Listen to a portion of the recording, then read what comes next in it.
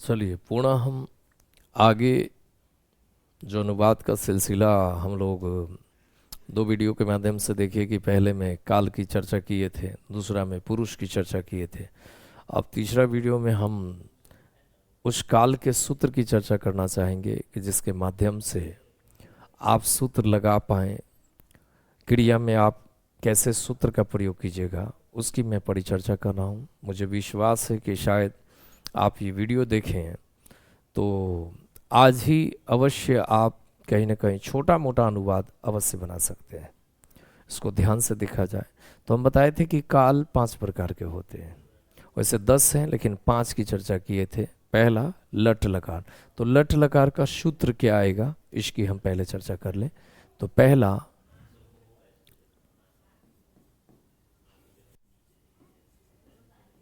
लट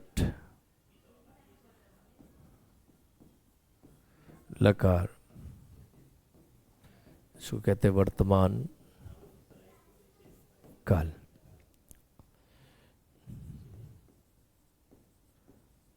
एक वचन,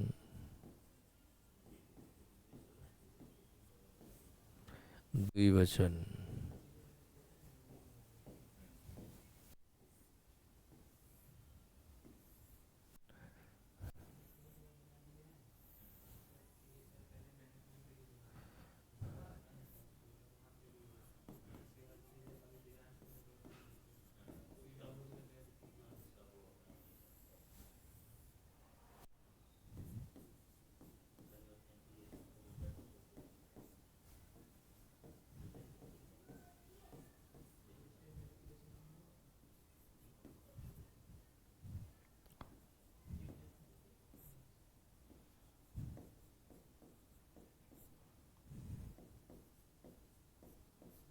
मध्यम पुरुष के सूत्र एक वचन में शी, द्विवचन में थ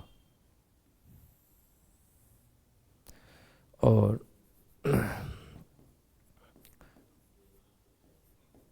उत्तम पुरुष में आमी, आव, आम। ये प्रथम काल यानी लट लकार का सूत्र है।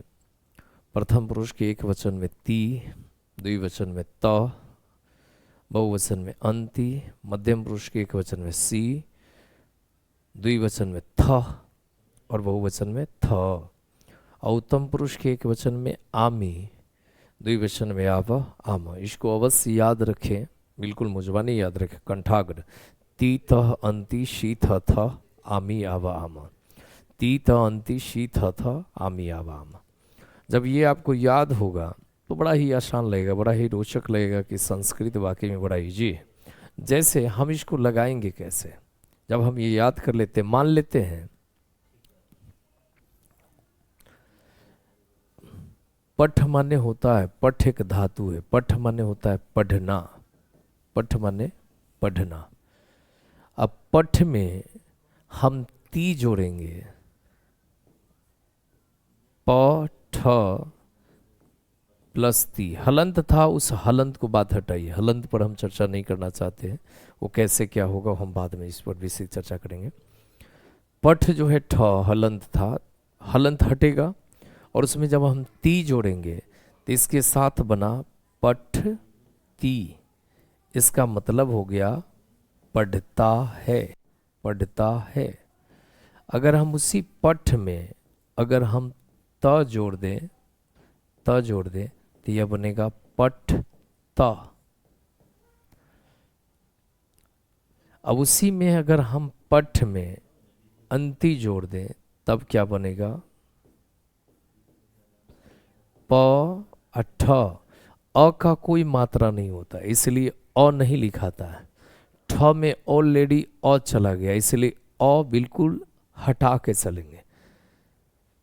अ बिल्कुल, चूंकि क में जब हम अ जोड़ते हैं तो क ऑलरेडी क में चला जाता है, इसीलिए ध्यान रहे कि अ को आप साइड करके चले, अ का कोई मात्रा ही नहीं होता है। तो ठ में केवल नत्ती जुड़ गया तो बन गया पठंती। बच्चे कभी कभी ऐसे जोड़ देते प ठ अंति, हालांकि ये बनाना ये गलत है, ये गलत है। इसलिए केवल अंति का नति जुटेगा। फिर पठ में जब हम सी जोड़ेंगे, पठ में जब हम सी जोड़ेंगे तो यह बनेगा प ठ सी। जब हम पठ में थ जोड़ेंगे तो यह बनेगा प ठ थ। और जब हम पठ में सीधा थ जोड़ेंगे तो यह बनेगा प ठ थ, ये बना। अगर हम पठ में आमी जोड़े, अगर ये जोड़े तो पठ प्लस आमी क्या बनेगा? आ के बदले एक पाई होता है, चूंकि आ का मात्रा एक पाई होता है, तो ठ में एक पाई लग गया तो बना प ठा मी। ये ध्यान रहे, आ के बदले एक पाई लगेगा, यहाँ भी एक पाई लगेगा, यहाँ भी एक पाई लगेगा, इसको ध्यान में रखिएगा।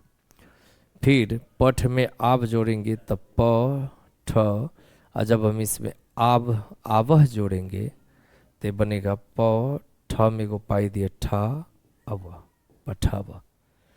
फिर आम जोड़े तो बनेगा प ठ प्लस आमा,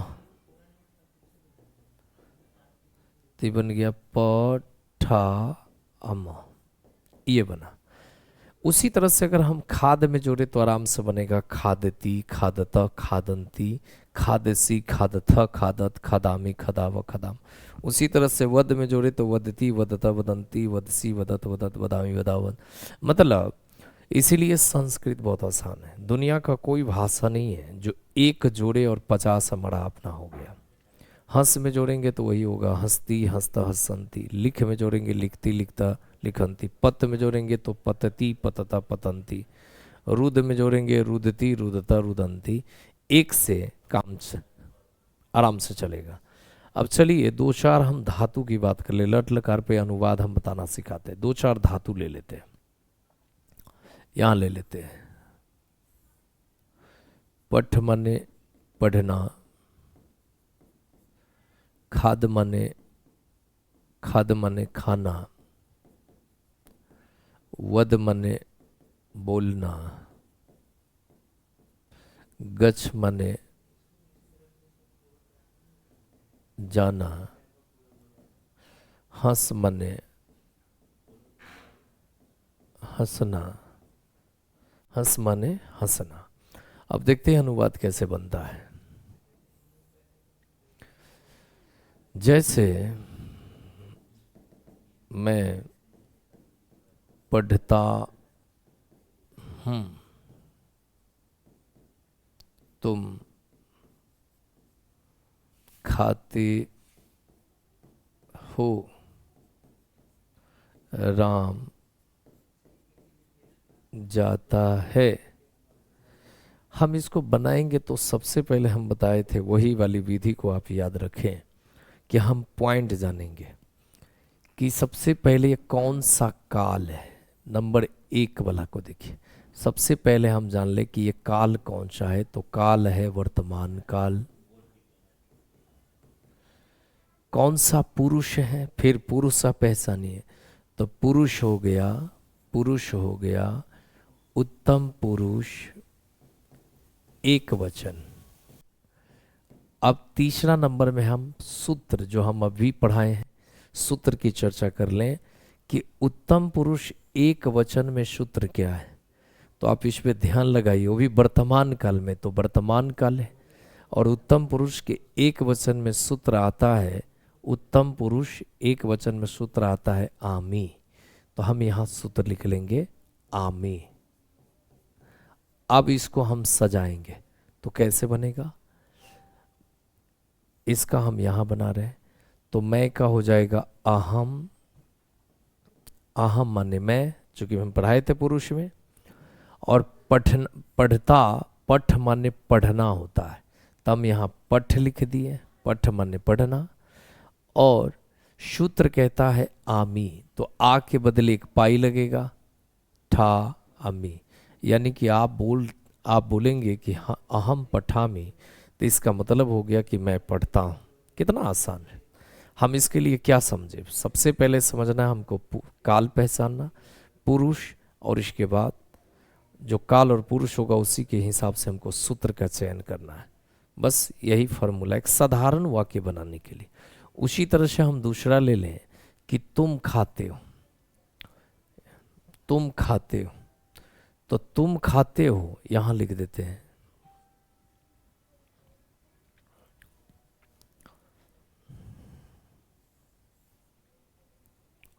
तुम खाते हो, तुम खाते हो, तुम खाते हो। इसका सबसे पहले हम पॉइंट बनाएंगे तो काल हो गया, काल वर्तमान, वर्तमान काल। पुरुष पहचानेंगे तो पुरुष हो गया मध्यम पुरुष एक वचन। सूत्र अगर हम निकालें तो सूत्र क्या होगा? तुम है मध्यम पुरुष वर्तमान काल, तो वर्तमान काल के मध्यम पुरुष में सूत्र है सी, तो हम यहां लिख दिए सी। अब इसको हम सजाएं कैसे? तो तुम पढ़ते हो तो तुम का संस्कृत हो जाएगा त्वम, खाद का मतलब हो जाएगा खाना के खाद, जो कि मैं दो चार एग्जाम्पल के माध्यम से दिया हूँ। खाद, खाद माने खाना, और उसमें सूत्र आया सी, तो आराम से बन गया त्वम खाद सी। कितना आसान है। मैं समझता हूँ कि आप समझ रहे होंगे, और काफ़ी आसान है। पहले वही काल समझना है, काल पहचानने के बाद पुरुष समझना है, और जिस काल का जो पुरुष होगा उसी काल पुरुष का सूत्र हमको लगाना है क्रिया के साथ। अब एक है कि राम, राम जाता है, तो राम जाता है तो काल तो वर्तमान काल ही है। राम किस पुरुष में आएगा? तो प्रथम पुरुष एक वचन। दूसरी बात, राम पुल्लिंग है, तो पुल्लिंग में हमेशा विसर्ग लगेगा एक वचन में, ये ध्यान रखिएगा। अर्थात कहें कि पुरुष वाले लोगों के लिए बॉडीगार्ड लगता है, शायद कमजोर आदमी होता है, महर्षि पाणिनि ने ऐसा सोच के बनाया हो, कुछ नहीं। हम तो राम है तो हम लिखेंगे राम, लिख दिया विसर्ग लगा देंगे तो ये राम। उसी में अगर सीता होती तो विसर्ग नहीं लगता एक वचन में, तो सीधे सीता लिखा था। यह ध्यान रहे, पुल्लिंग जितने भी नाम हैं उसके एक वचन में आकारांत में, उसके आकारांत में कहीं ना कहीं क्या करें आप, विसर्ग लगा दें राम। और जाता है तो गच्छ माने होता है जाना, गच्छ माने जाना। अब राम प्रथम पुरुष के एक वचन में वर्तमान काल, तो वर्तमान काल के प्रथम पुरुष के एक वचन में सूत्र आ रहा है ती, क्या आ रहा है? ती। तो हम क्या करेंगे, उसमें हम ती जोड़ दिए, तो बन गया राम गच्छति। आराम से अनुवाद बनेगा। तो ये वर्तमान काल के सूत्र की हम चर्चा किए। इसी माध्यम से अगर हम इसको चेंज करना चाहें तो आराम से ये चेंज हो जाएगा, भूतकाल में भी हो जाएगा। हम इसी को विधिलिंग में चेंज कर सकते हैं, परिवर्तन कर सकते हैं। लोट लकार में हम आज्ञा अनुरोध में चेंज कर सकते हैं। तो सबसे पहले आप काल, मेरा निवेदन है आपसे कि सबसे पहले आप काल समझें, फिर पुरुष समझें, और पुरुष समझने के बाद कहीं ना कहीं आप सूत्र को कंठाग्र याद कर लें। और जैसे ही आपको ये 3 पॉइंट समझ में आ जाता है तो अनुवाद बनाना देखिएगा कि बहुत ही सहज और बहुत ही आसान है, बिल्कुल बनेगा।